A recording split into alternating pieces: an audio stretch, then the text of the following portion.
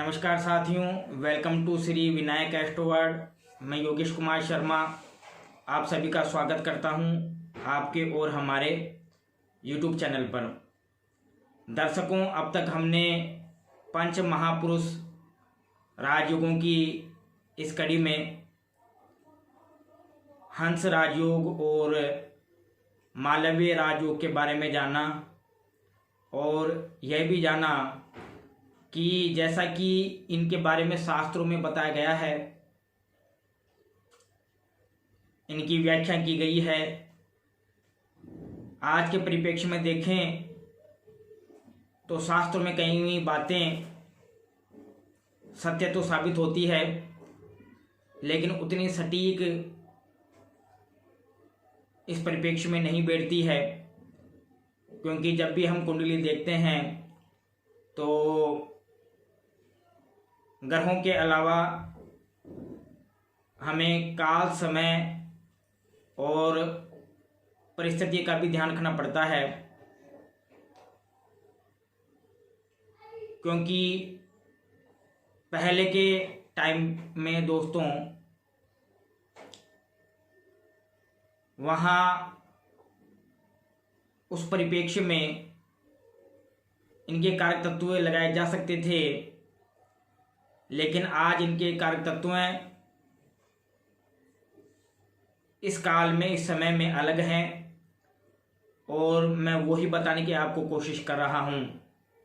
आज हम इस कड़ी में आगे बढ़ेंगे और आज हम बात करेंगे षष महापुरुष राजयोग के बारे में।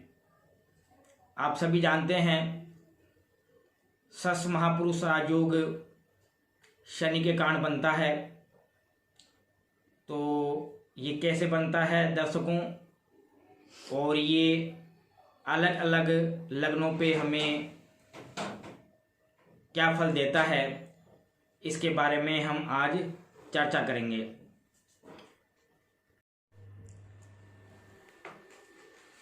तो दर्शकों, हम बात कर रहे थे षष महापुरुष राजयोग की। ये कैसे बनता है दर्शकों, जैसे हमने पिछले एपिसोड में जाना, ये बिल्कुल वैसे ही है कि जैसे आप देख रहे हैं कि शनि जब केंद्र स्थान में हो, केंद्र स्थान कौन कौन से हैं, 1, 4, 7 और 10, और इन केंद्र स्थानों में शनि की खुद की राशि आए। शनि की खुद की राशियां हैं मकर और कुंभ। या तो ये आ जाए दर्शकों, या फिर जिसमें ये उच्च का होता है तो शनिदेव तुला राशि में उच्च के होते हैं, वो राशि आ जाए, तुला राशि आ जाए केंद्र स्थानों में, और ये शनि यहीं बैठा हुआ हो, तो वह षष महापुरुष राजयोग का निर्माण करता है। अब इस षष महापुरुष राजयोग के बारे में मैं आपको क्या बताऊं दर्शकों, ये बहुत ही इंटरेस्टिंग राजयोग है और ये सब राजयोगों से अलग है, क्योंकि शनि एक ऐसा क्रूर ग्रह है जिसके बारे में मोस्टली नकारात्मक चीजें बताई जाती हैं। इसके कारकत्वों के बारे में हम सभी जानते हैं और इसके बारे में बताया गया है कि शनि दुख का कारण है।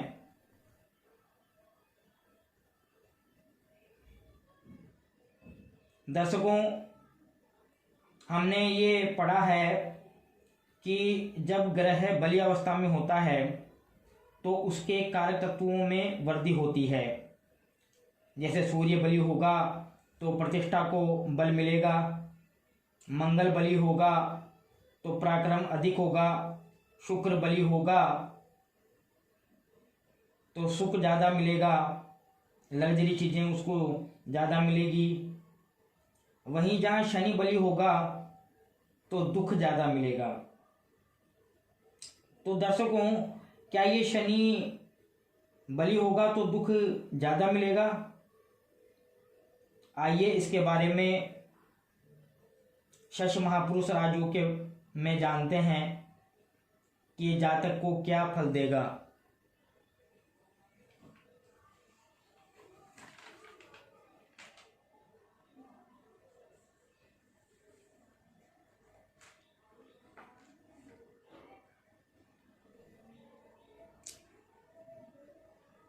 तो दर्शकों, ये तो हमें पता लग गया कि शश महापुरुष राजयोग कैसे बनता है। अब शास्त्रों में इसके लिए क्या कहा गया है ये भी जान लेते हैं। शास्त्रों में इसके लिए कहा गया है कि ये छोटे समूह का हेड होता है, राजा नहीं होता है। दोस्तों,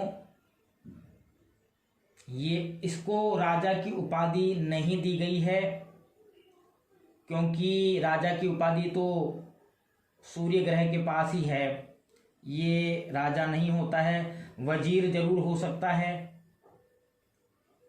राजा नहीं तो वजीर ही सही, जैसे सरपंच हो सकता है, लेकिन ये सर्वे सर्वा नहीं होता है दर्शकों। अब इसमें दूसरा पॉइंट बताया गया है कि जातक वन और पर्वतों से प्रेम करने वाला होता है। इसका मतलब ये है दर्शकों कि जातक सुनसान स्थान को ज़्यादा चुनता है, उसको पसंद करता है और भीड़ से बचने की कोशिश करता है। मतलब जातक एकाकी जीवन जीता है और शनि देव के जो गुणधर्म होते हैं वह विरक्ति देना है, किसी चीज़ से विरक्ति होना, एकाकी जीवन जीना, तो ये शनि का गुणधर्म होता है। अब इसमें तीसरा पॉइंट लिखा गया है, बहुत से व्यक्तियों का अधिपति। चौथा पॉइंट है क्रूर बुद्धि युक्त। दर्शकों, हम सभी जानते हैं शनि क्रूरता का कारक होता है। शनि यदि कुंडली में ज़्यादा बली हो तो जीवन साथी से दूर करता है, परिवारजनों से वह जातक दूर रहता है, एकाकी जीवन जीने की कोशिश करता है और ऐसा जातक खुद में ही मगन रहता है, खुद में ही खोया रहता है। इसमें पांचवा पॉइंट है धातु का व्यापार। शनि जातक को धातु के व्यापार से लाभ देता है दर्शकों। ये विशेषकर लोहे का प्रतिनिधित्व करते हैं और यदि बली अवस्था में हो तो ये लोहे के माध्यम से जातक को लाभ प्रदान करते हैं। छठा पॉइंट है दानी। इसमें ये देखा गया है दर्शकों कि जातक दानी होता है और वो ऐसा दानी होता है जैसे कि गुप्त दान वो करता है, कि जैसे किसी को पता ही ना लगे कि ये दान करने वाला कौन है। वह जातक अपने नाम को ज़्यादा ऊंचा नहीं करता है, छुपा के रखता है। सातवां पॉइंट है क्रोध भरी दृष्टि वाला, यानी जातक ज़्यादातर तनाव में रहता है। इसका कारण यह भी है कि इसके सामने इससे हल्के लोग, इससे कम काबिलियत वाले लोग अच्छी पोजीशन अटेंड कर लेते हैं, क्योंकि शनि मंदगामी ग्रह है, मंद चलता है और मंद चलने के कारण आपको जो चीज़ मिलनी चाहिए वो 20 या 25 साल में जो जातक को जो चीज़ मिलनी चाहिए वो जातक को 35 या 32 साल में मिलती है। और उस जातक से जो लोग नीचे होते हैं, मतलब कम काबिलियत वाले होते हैं, वे लोग जातक से ऊपर पहुंच जाते हैं। और इस वजह से जातक में तनाव रहता है, जातक फ्रस्ट्रेट रहता है अधिकतर मामलों में। 8वां पॉइंट है तेजस्वी। जातक निसंदेह तेजस्वी होता है। 9वां पॉइंट है अपनी माता का भक्त।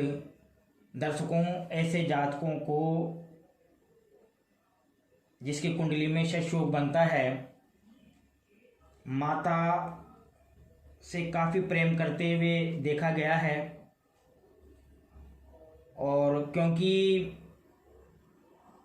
जातक की कुंडली में यदि शश योग हो तो उसकी माता की लाइफ में काफ़ी अप्स एंड डाउन्स आते हैं, और वो माता को देखता है कि उसकी माता किन परिस्थितियों में उसका पालन पोषण करती है और किस परिस्थितियों से वो जूझती है। तो ये स्वाभाविक है माता का भक्त होना।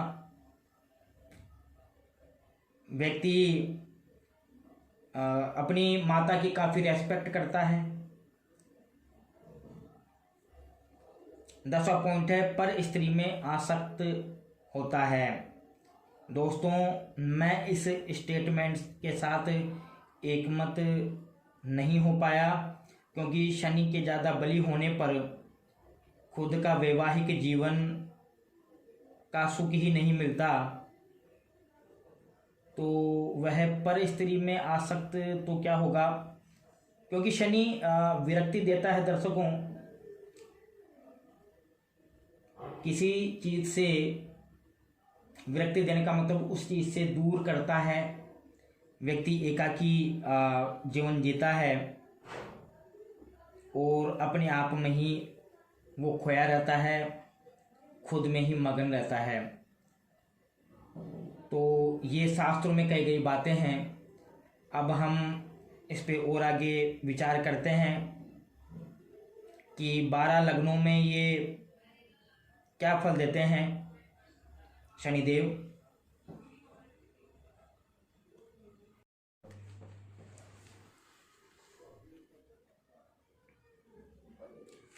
तो शनिदेव 12 लग्नों में हमें क्या फल देंगे,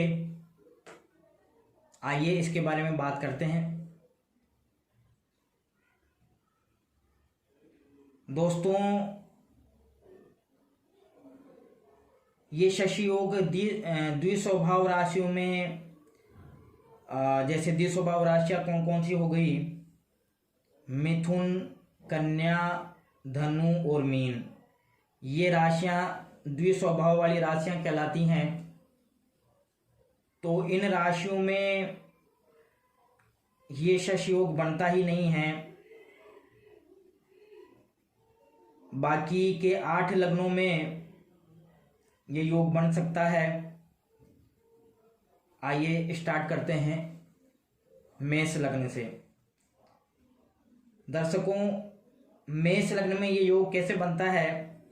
मेष लग्न में ये योग तभी बन सकता है जब 7वें घर में शनि हो। ये आपके स्क्रीन पे आपको दिख रहा होगा कि सप्तम भाव में तुला राशि आ रही है, इसकी उच्च राशि आ रही है, तो ये 7वें घर में आ रही है और इस कारण ये शश नामक राजयोग का निर्माण कर रहे हैं। एक कारण से और बनता है, यह है 10वें भाव से। जब 10वें भाव में शनि खुद की राशि में ही विराजमान है यहाँ पे, तो भी ये शश नामक राजयोग का निर्माण कर रहे हैं। पहले हम बात करते हैं 7वें घर की, जहां पे शनिदेव उच्च के हो रहे हैं। दर्शकों, 7वें घर में शनि को दिग्बल प्राप्त होता है। कार्य क्षेत्र के लिए यह योग अच्छा है। आप सभी जानते हैं दर्शकों कि यहाँ पे शनि सप्तम भाव में दिग्बल को प्राप्त करता है, दिग्बली हो जाता है, और यह योग कार्य क्षेत्र के लिए बहुत अच्छा योग है, उन्नति के लिए बहुत अच्छा योग है। लेकिन ये वैवाहिक जीवन में नीरसता देता है, वैवाहिक जीवन को नीरस बना देता है, क्योंकि कालपुरुष के घर में भी, 7वें घर में भी शनि विराजित है और जातक के 7वें भाव में भी शनि स्थित है। तो ऐसे में कहीं न कहीं वैवाहिक जीवन में परेशानियां क्रिएट करता है। ये परेशानियां देता है, विरक्ति देता है। विरक्ति का मतलब आप सभी जानते हैं, उस भाव से संबंधित तत्वों से दूर करता है। परंतु ये कार्य क्षेत्र के लिए एक अच्छा योग है। जातक को टेक्निकल माइंड देता है, क्योंकि इसकी सप्तम दृष्टि लग्न पर होती है दर्शकों। इसके अलावा जब शनि मकर में होगा, यानी मकर राशि इसके 10वें भाव पे आ रही है, तो ये कहा जाएगा कि शस्य महापुरुष योग का निर्माण हो रहा है। ये थोड़ा अच्छा योग है दर्शकों, जो कि शनिदेव उच्च के ओर दिग्बली होकर के जातक को प्रदान करते हैं। उसे अच्छा योग 10वें भाव वाला योग है। हालांकि ये यहाँ 7वें भाव की बाती उच्च का नहीं होगा, क्योंकि उच्च का आप सभी जानते हैं, शनि उच्च का तभी होते हैं जब तुला राशि में होते हैं। लेकिन ये उससे बेटर है, क्योंकि जब सप्तम में शनिदेव बैठते हैं तो इनकी एक दृष्टि जातक के लग्न पर आ जाती है और तीसरी दृष्टि जातक के 9वें भाव पर आती है, यानी जातक के भाग्य पर आती है। तो यहाँ बैठ करके अपनी तीसरी दृष्टि से ये जातक के भाग्य को धीमा करता है और जातक के व्यक्तित्व पर भी प्रभाव डालता है। दर्शकों, लग्न में मंगल की राशि मेष आ रही है, जो कि मंगल की स्व राशि है, और शनि मंगल के लिए सम होता है। मंगल को अपना मित्र नहीं मानता है शनि, तो ऐसी स्थिति में ये योग ज़्यादा अच्छा नहीं होता है। लेकिन जो मकर राशि में ये योग बन रहा है मित्रों, ये योग बेटर होता है। इसका एक कारण ये भी है कि लग्न पर इसकी दृष्टि नहीं आ रही है। यह एक पॉजिटिव योग है दर्शकों। इसमें भी, इस योग में भी कार्य क्षेत्र के लिए उन्नति देखी गई है, लेकिन इसमें भी शनिदेव ने 7वें घर को नहीं छोड़ा है, जो कि देखने वाली बात है, क्योंकि ये 10वीं दृष्टि से 7वें भाव को भी देख रहे हैं। और ऐसी कुंडली में शुक्र के ऊपर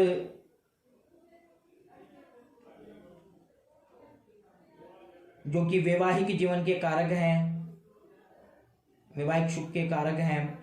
शुक्र के ऊपर शनि की दृष्टि पड़ जाए तो वैवाहिक जीवन पर कुछ ज़्यादा ही नकारात्मक प्रभाव ये डाल देते हैं।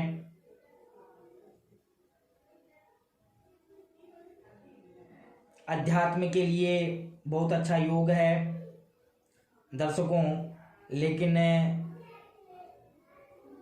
ये व्यक्ति के रोमांस, प्यार आदि के लिए नकारात्मक प्रभाव डालता है।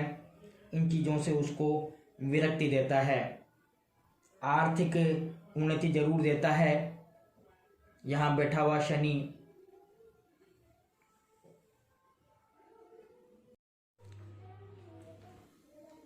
दर्शकों, अब हम बात करते हैं वृषभ लग्न की।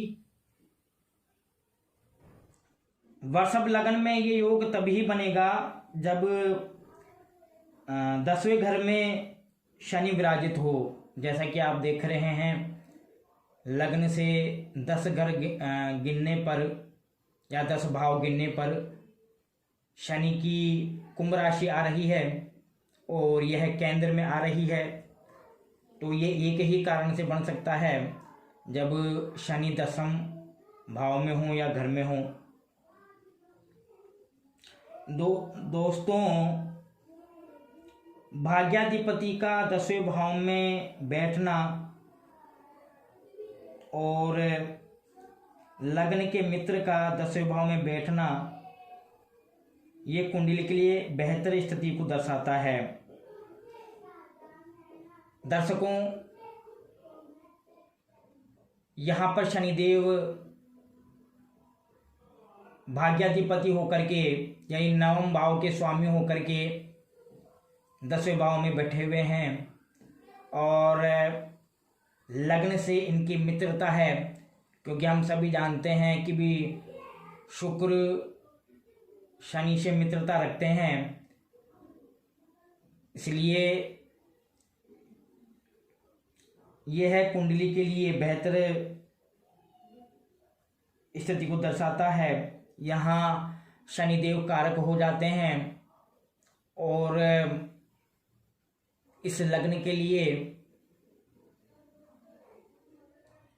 यदि शनि अपनी अच्छी स्थिति में बैठे हुए हैं, कारक होकर के बैठे हुए हैं, जो कि कारक होते ही हैं वृषभ लग्न में, मजबूत स्थिति में हैं, तो हम इनके कारकत्वों को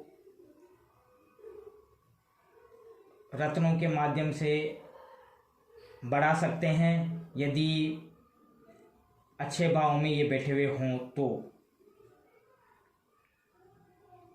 वृषभ लग्न में दर्शकों 10वें भाव में शनि पर कोई बुरे ग्रह की यानी कोई पापी ग्रह की दृष्टि नहीं हो तो ऐसे लोग अधिकतर बौद्धिक स्तर से जुड़ा हुआ काम करते हैं। बौद्धिक स्तर का मतलब होता है दोस्तों कि जिसमें बुद्धि का प्रयोग हो और अपनी चतुराई से, अपनी बुद्धि से ये कार्य क्षेत्र में सफलता प्राप्त करते हैं। दोस्तों, राहु केतु का प्रभाव इसके ऊपर नहीं होना चाहिए, यानी कि ये पीड़ित नहीं होने चाहिए। अगर ये पीड़ित नहीं है तो जातक को आर्थिक रूप से मजबूत बनाते हैं और जातक के लिए एक अच्छा योग बनाते हैं, क्योंकि ये कारक हो जाते हैं वृषभ लग्न में।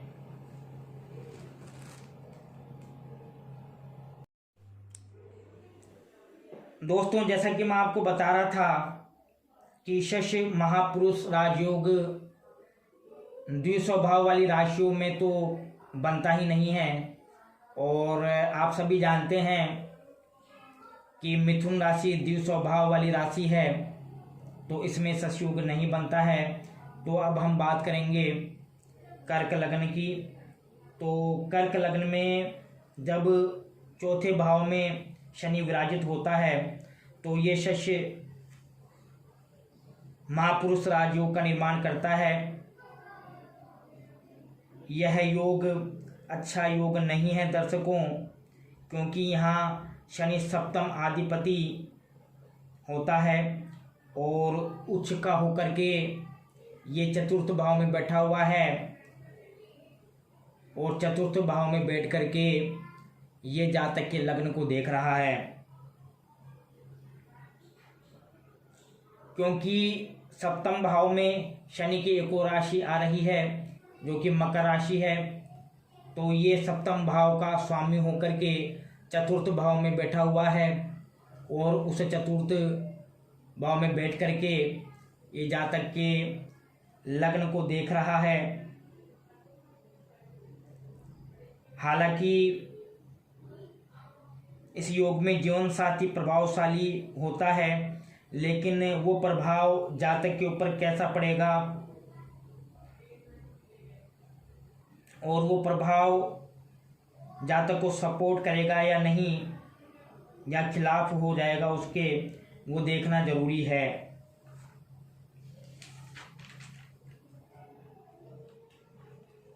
तो यहाँ पर शनिदेव का सप्तमाधिपति होकर चौथे भाव में उच्च का होकर बैठना और उसके बाद लग्न को देखना, ये बहुत अच्छा योग नहीं है दर्शकों। और ये शनि कहीं से भी चंद्रमा को भी देख ले तो ये भी देखने में आया है कि जातक के अंदर अवसाद या डिप्रेशन की स्थिति बन जाती है और वो भी कहीं न कहीं जीवन साथी के कारण और जिनसे वह जातक डे टू डे मीटिंग करता है, यानी जिनसे डेली मिलता है, उनके कारण जातक तनाव में रहता है। और यदि यहाँ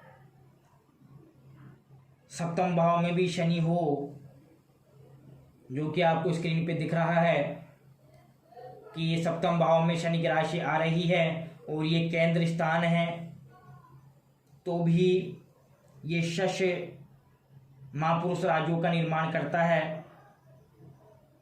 यहाँ पर बैठा हुआ शनि भी लग्न पर अपनी साध्य दृष्टि डालेगा, लेकिन यहाँ पर यह कम प्रभावशाली है मित्रों, क्योंकि यह शनि की उच्च राशि नहीं है, यह स्वराशि है। यहाँ पर जीवन साथी जातक के ऊपर हावी होने का प्रयास नहीं करता है और इसमें जीवन साथी स्वयं को ग्राउंडेड रखता है। दर्शकों, कर्क लग्न में शनि का शश योग बनाना कुंडली के लिए ज़्यादा अच्छा नहीं है। हालांकि ये जातक को प्रॉपर्टी दे सकता है, उसको भूमि सुख दे सकता है, लेकिन ये ज़्यादा विशेष लाभकारी नहीं है कर्क लग्न वालों के लिए।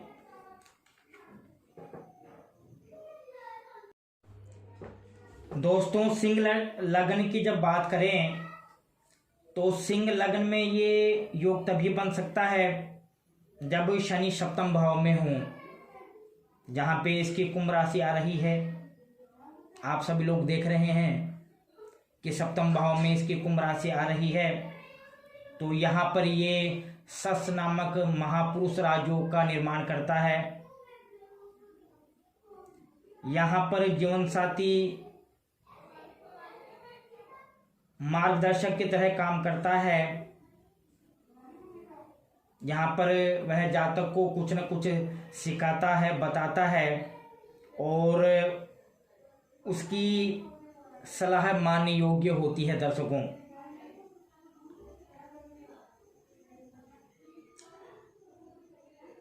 यहाँ पर वो चौथे घर पर भी दृष्टि डालता है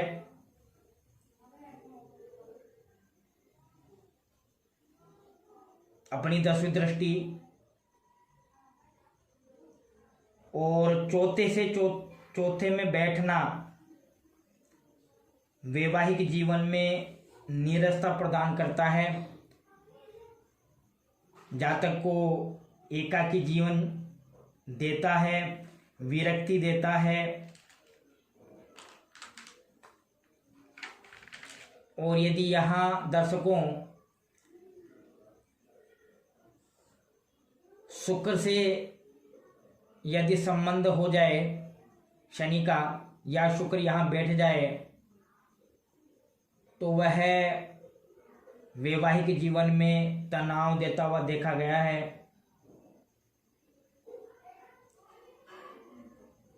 उस स्थिति में वैवाहिक जीवन में परेशानियां आती हैं और कोई न कोई दिक्कत जातक के साथ वैवाहिक जीवन में बनी ही रहती है। यहाँ पर डिवोर्स की भी स्थिति आ जाती है मित्रों। तो शनि का सिंह लग्न में सप्तम भाव में बैठ करके षष्योग बनाना ज़्यादा अच्छा फल जातक को नहीं देता है।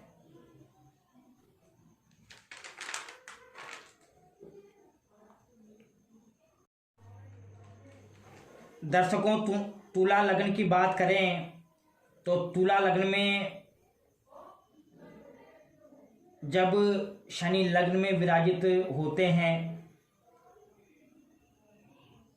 तो षष्ठ योग का निर्माण करते हैं। लग्न में पंचम आधिपति का आना और उच्च का होकर के बलि अवस्था में होना ये दिखाता है कि जातक की बौद्धिक क्षमता बहुत अच्छी होगी, क्योंकि दर्शकों यहाँ पे पंचम भाव में शनि की कुंभ राशि आ रही है और पंचम भाव बुद्धिमत्ता का कारक माना जाता है, बौद्धिक क्षमता का कारक माना जाता है। तो इससे हम ये पता लगा सकते हैं कि जातक की बौद्धिक क्षमता बहुत अच्छी होती है। लेकिन इसमें अच्छा ये उन्नति भी बहुत करते हैं दर्शकों, लेकिन इसमें दो चीज़ें देखी गई हैं। जिनके लग्न में शनि होते हैं वो जातक महिलाओं को ज़्यादा पसंद नहीं करते हैं, महिलाओं को लेकर उनकी ओपिनियन कुछ ज़्यादा अच्छी नहीं रहती है और ऐसे जातकों के विवाह भी विलंब से होते हैं मित्रों। काफ़ी एज हो जाने के बाद इन जातकों के विवाह होते हैं। ये शनि तरक्की तो देते हैं, लेकिन इनकी तरक्की रुक रुक कर किस्तों में होती है, अप्स एंड डाउन्स चलता रहता है मित्रों। इसके अलावा ये एक अच्छा योग है शनि में लग्न का बैठना, लेकिन यहाँ पे शनि पीड़ित अवस्था में नहीं होना चाहिए। अगर ये पीड़ित अवस्था में नहीं है तो व्यक्ति को प्रॉपर्टी का सुख देते ही देते हैं। तुला लग्न में एक तरीके से और बन सकता है ये योग कि जब शनि चौथे घर में होता है, चौथे भाव में होता है, तो भी शश नामक महापुरुष राजयोग का निर्माण होता है दोस्तों। इस योग में भी इसकी 10वीं दृष्टि लग्न पर आ रही है और चौथे भाव के स्वामी का बैठना बहुत अच्छा योग बनाता है। यहाँ पर संतान प्राप्ति में थोड़ी बाधा आती जरूर है, लेकिन दर्शकों, जातक को संतान प्राप्त हो जाती है।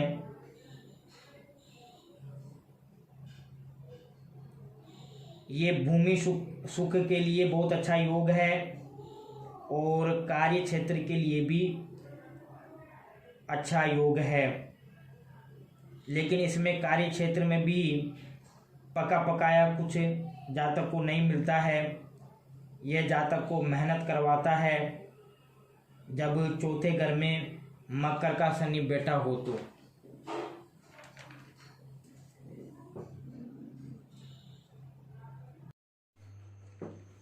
दोस्तों, वृश्चिक लग्न की बात करें तो ये वृश्चिक लग्न में तब बनता है जब शनि चौथे भाव में होता है, क्योंकि चौथे भाव में इसकी कुंभ राशि आ रही है।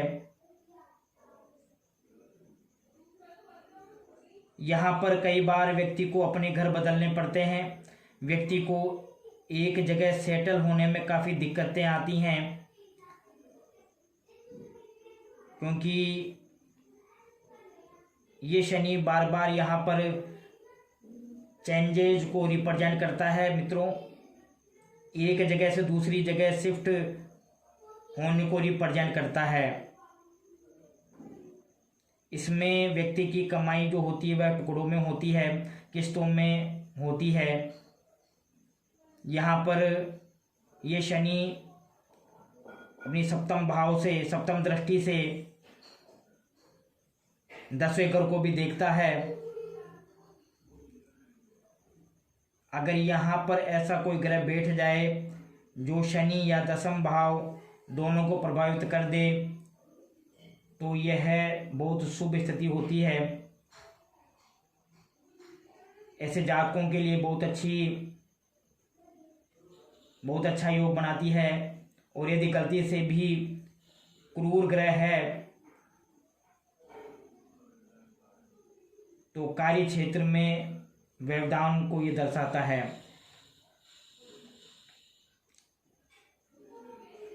दर्शकों, यदि यहाँ कोई शुभ ग्रह शनि को देख ले और वहाँ से दसम भाव को देख ले तो ये अच्छा योग बनाएगा। लेकिन यदि कोई क्रूर ग्रह है, कोई पापी ग्रह है, जैसे राहु केतु यहाँ बैठ जाए और दसम भाव को देख ले तो ये जातक की कुंडली के लिए अच्छा योग नहीं है। यह कार्य क्षेत्र में परेशानियों को दर्शाता है। दर्शकों, यहाँ वृश्चिक लग्न स्त्री लग्न है। यह है मंदा चलता है, धीमा लग्न है। और जैसे कि आप सभी लोग जानते हैं शनि भी धीमा ही चलते हैं। ये है 2.5 साल तक एक ही राशि में रहते हैं। और यदि वो लग्न को यह देखते हैं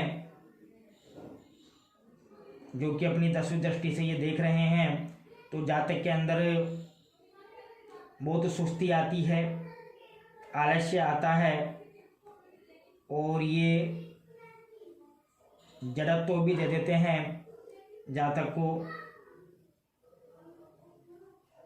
और शनि का चौथे में बैठना दिक्कतों को भी दर्शाता है। अगर ये पीड़ित नहीं है तो दर्शकों जातक को भूमि सुख देता ही देता है। लोग आपको पसंद करते हैं। ये जातक घर से ज़्यादा बाहर रहना पसंद करते हैं और यहाँ पे बैठ कर के यह जातक की माता को, उनके स्वास्थ्य को प्रभावित करता है शनि यदि यहाँ पीड़ित अवस्था में होता है तो।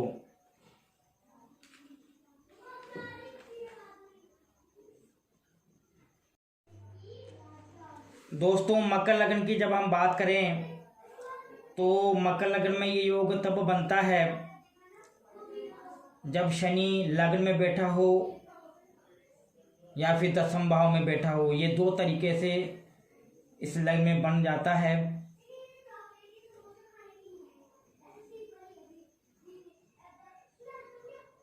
लग्न की बात करें तो ये योग बहुत अच्छा योग है,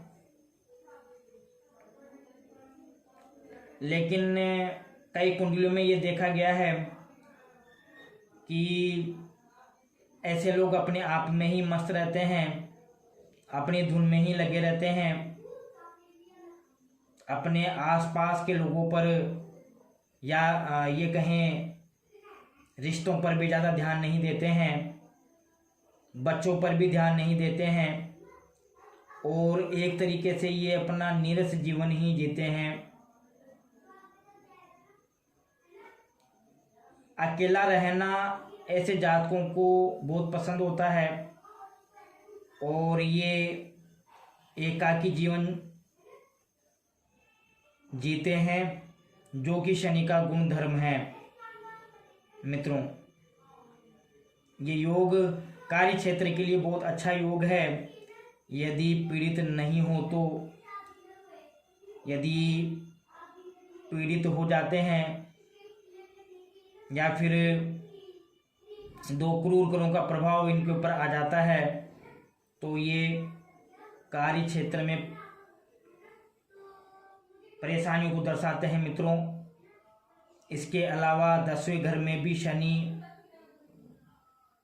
हो तो शशों का निर्माण करता है, और शास्त्रों में 10वें घर में शनि को अच्छा नहीं माना गया है। हम गोचर की बात करें तो गोचर में भी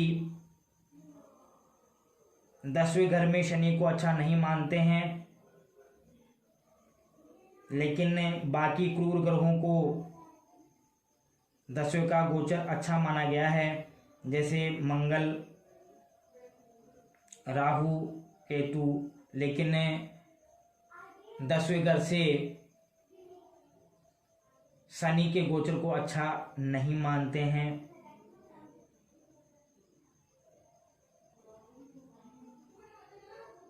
क्योंकि ये परेशानी देता है।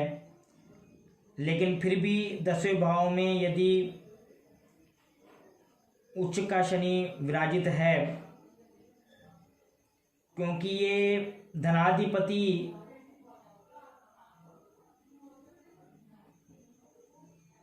होकर के त्रिकोण में बैठा हुआ है। क्योंकि जैसे हम दर्शकों धन भाव में यानी द्वितीयेश में इनकी राशि आ रही है, और यदि इस भाव से हम शनि तक गिने तो 1 2 3 4 5 6 7 8 9, तो आप सभी जानते हैं 1 5 और 9 को त्रिकोण कहते हैं। तो ये शनि धनाधिपति होकर के त्रिकोण में बैठा हुआ है। इस वजह से यह आर्थिक उन्नति के लिए अच्छे संकेत देता है, आर्थिक उन्नति का योग बनाता है।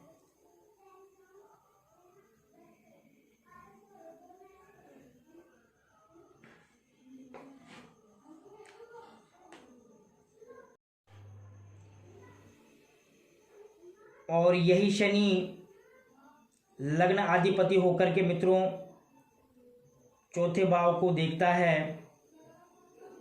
तो ऐसे जातक पैसा कमाने के लिए घर से बाहर रहते हैं, घर पर ज़्यादा टिकते नहीं हैं मित्रों।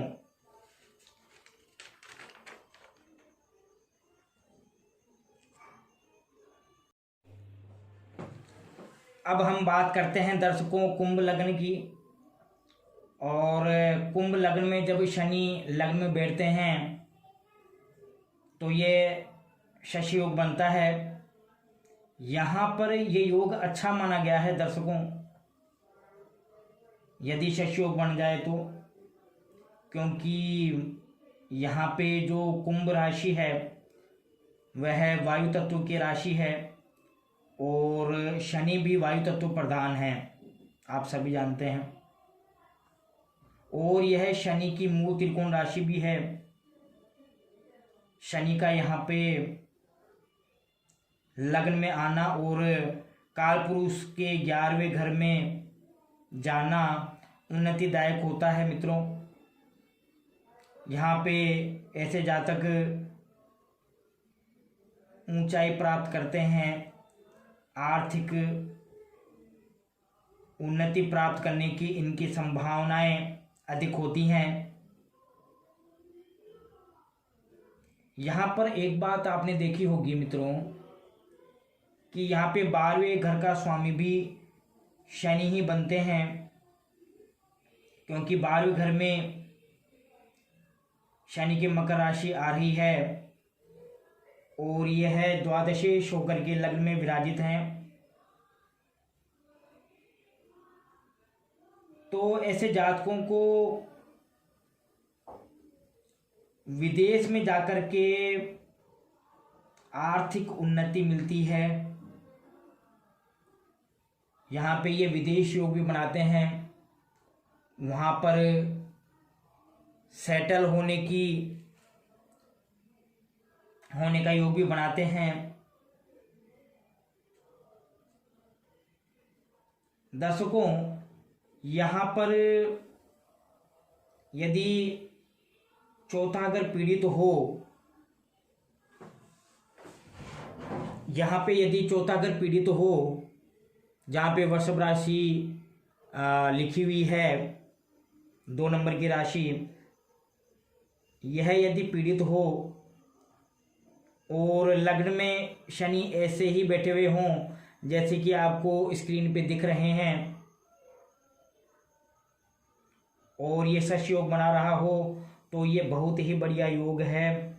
जातक अपनी मातृभूमि छोड़ करके विदेश में जाकर के काम करता है, वहीं बस जाता है और वहीं उसकी आर्थिक उन्नति होती है मित्रों।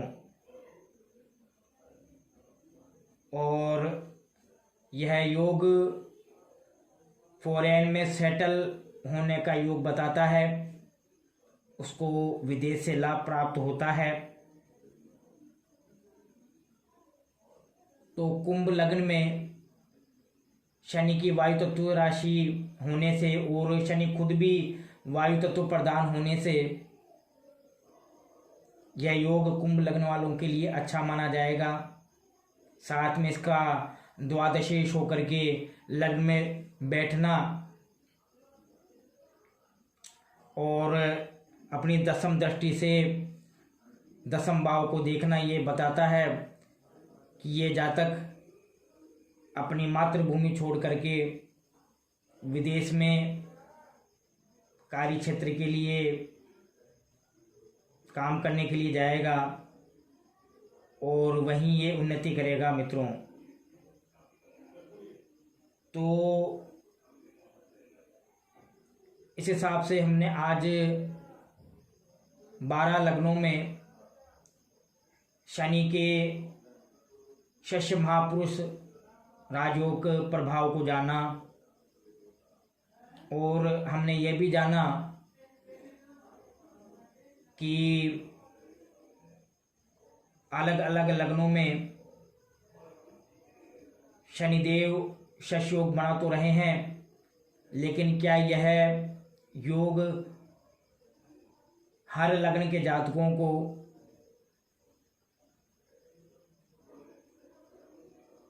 अच्छा फल प्रदान कर रहे हैं या नहीं। दर्शकों,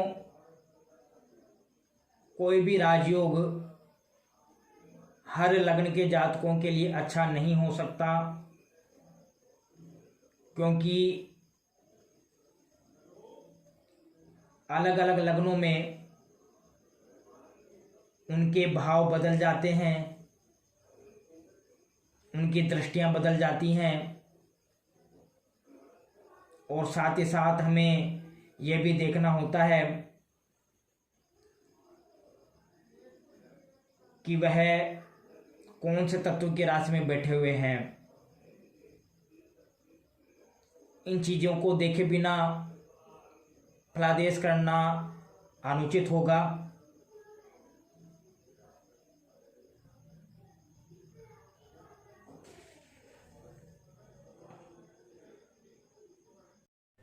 तो दर्शकों, जन्म कुंडली विश्लेषण के आज के इस अध्याय में हमने शश महापुरुष राजयोग के बारे में जाना और यह भी जाना कि शश महापुरुष राजयोग अलग अलग लग्नों में हमें क्या फल देता है और ये क्या प्रभाव हमारी कुंडली पे डालता है। अब हम इसके भंग होने की स्थिति के बारे में जानेंगे। दर्शकों, जैसे मालव्य योग और हंस योग के बारे में मैंने आपको बताया कि ये कैसे भंग होते हैं, वैसे ही शश योग भी भंग होता है। इसमें पहला पॉइंट तो ये है कि यदि सूर्य व चंद्रमा कुंडली में कुछ ज़्यादा ही वीक हो तो इस शश महापुरुष योग का निर्माण होते हुए भी,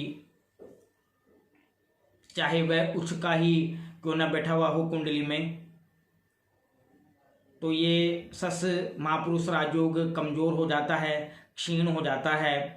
इसका पूरा प्रभाव हमें नहीं मिल पाता है। इसका दूसरा पॉइंट है दर्शकों कि जब सूर्य और चंद्रमा शनि से युति कर ले, यानी शनि के साथ हो, चाहे चंद्रमा हो या सूर्य हो, तो इसके